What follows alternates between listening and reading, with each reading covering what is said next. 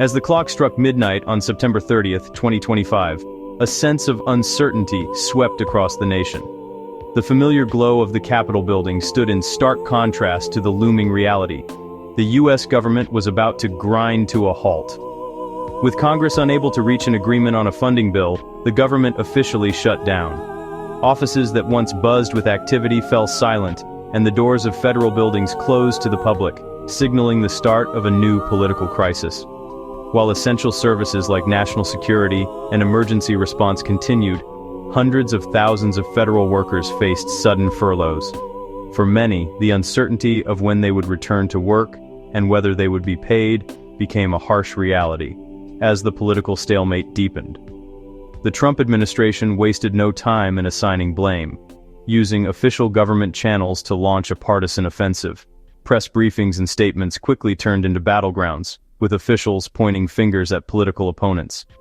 Despite holding majorities in both chambers, Republicans struggled to unite their caucus and failed to secure the Democratic votes needed for a clean funding resolution. The divisions within Congress were on full display as heated debates echoed through the halls. Democrats, meanwhile, saw an opportunity to leverage their position. They pushed for policy priorities on issues like healthcare and immigration, refusing to back down without concessions, and further fueling the impasse. In a notable shift from previous shutdowns, the administration mobilized executive resources to craft a politically charged message. The White House communications team coordinated a unified narrative, amplifying the blame game to the public. Federal agencies received direct instructions to highlight congressional Democrats as the cause of the shutdown. This approach blurred the traditional lines between governing and campaigning, raising eyebrows among political observers.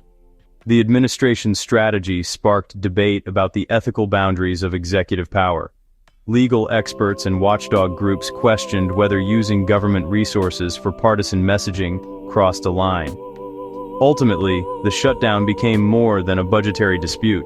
It was a vivid example of how government communication can be weaponized in an era of deep political polarization, leaving the public caught in the crossfire. The administration's directive to blame Democrats turned government websites into partisan platforms. HUD's website featured a banner blaming the radical left for the shutdown. Similar messages appeared across federal agencies, unsettling career civil servants. The VA's statement injected divisive issues, resembling campaign rhetoric. This campaign transformed the federal workforce into a captive audience for political messaging. It raised questions about taxpayer-funded resources and civil service integrity. The administration's recent messaging campaign, delivered through official channels and high-profile press briefings, quickly drew national attention. Many observers raised concerns about the Hatch Act, a federal law designed to limit the political activities of government employees and ensure that public service remains nonpartisan. Ethics experts and watchdog groups suggested that the administration's communications, which appeared to blame Democrats for the ongoing crisis, might cross the line into prohibited political activity under the act. While the president is technically exempt from the Hatch Act's restrictions, federal employees who help craft or distribute partisan messages are not, making the distinction especially important. Legal experts debated whether these actions truly crossed into prohibited territory, or if they simply tested the boundaries of what is considered acceptable government communication. The Hatch Act was created to draw a clear line between official government duties and political partisanship, aiming to protect the integrity of public service.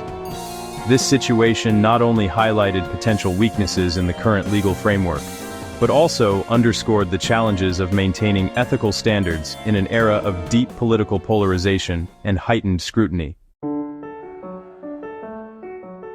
Comparing Trump's strategy to Obama's 2013 shutdown reveals stark differences. Obama criticized the shutdown but maintained a respectful tone towards the civil service. His administration's communications focused on governance failure, not partisan attacks. Trump's language mirrored campaign rallies, mobilizing a political base. This shift reflects a change in political norms. Using the executive branch for partisan ends, the 2025 strategy conscripted the federal bureaucracy into a political fight. The 2025 shutdown strategy risks inflicting long-term, perhaps even irreversible damage to public trust in government institutions. When the machinery of government grinds to a halt, citizens begin to question not only the competence, but also the intentions of their leaders. Partisan messages from agencies like HUD and VA further compromise credibility, blurring the line between public service and political agendas. This confusion erodes the foundation of nonpartisan governance. Civil servants now face unprecedented ethical dilemmas, pressured to conform to partisan narratives that may conflict with their professional values and personal integrity. Many are left questioning their roles and responsibilities. The threat to fire furloughed workers adds a layer of intimidation, undermining morale and creating a climate of fear and uncertainty throughout the workforce.